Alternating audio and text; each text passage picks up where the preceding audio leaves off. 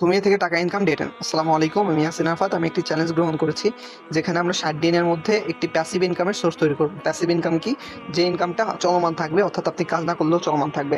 তো সেই যে আমাদের চ্যালেঞ্জটা ছিল, সেটা হচ্ছে আজকে আমাদের মোটামুটি 10 নাম্বার দিন চলতেছে।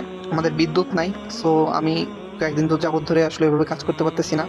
আমাদের মনে হয় 9 তারিখে বিদ্যুৎটা গিয়েছিল রাত্রেবেলা, 10 তারিখ ছিল না, টোটালি 11 তারিখও ছিল না ওয়াইফাই।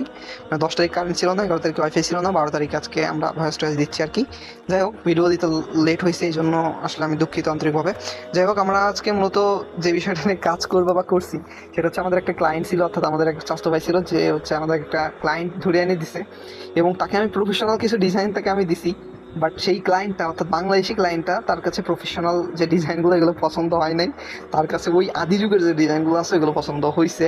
তো মানে কিছু আমার স্যাম্পল দিছে আর কি। সো আমি ওইটা দেখে একটু অবাক হইলাম যে বাংলাদেশি মানুষ মানে প্রিমিয়ামনেসটা বুঝে না। যাই হোক, আমি পরবর্তীতে তাকে ডিজাইনটা তৈরি করা দেওয়ার চেষ্টা করছি।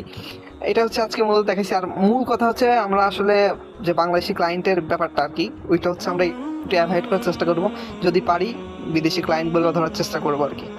আর বাংলাদেশি ক্লায়েন্টগুলো তারাই ধরতে পারেন যাদের আসলে টাকা পয়সা প্রয়োজন বা কাজ পাচ্ছেন না, তারা আর কি। সো যাই হোক, মোট আজকের ভিডিওটা ছিল ক্লায়েন্ট ভিত্তিক, অর্থাৎ ক্লায়েন্ট ধরলে কোন দেশের ক্লায়েন্টটা ধরবেন, বা বাংলাদেশি ক্লায়েন্টের কাজ করতে গেলে অনেক ধৈর্য নিয়ে কাজ করবেন আর কি, না হলে আপনি টিকতে পারবেন না। সো এতটুকুই, ভালো থাকবেন, সুস্থ থাকবেন। দেখা হবে ডে 11-এ। আসসালামু আলাইকুম।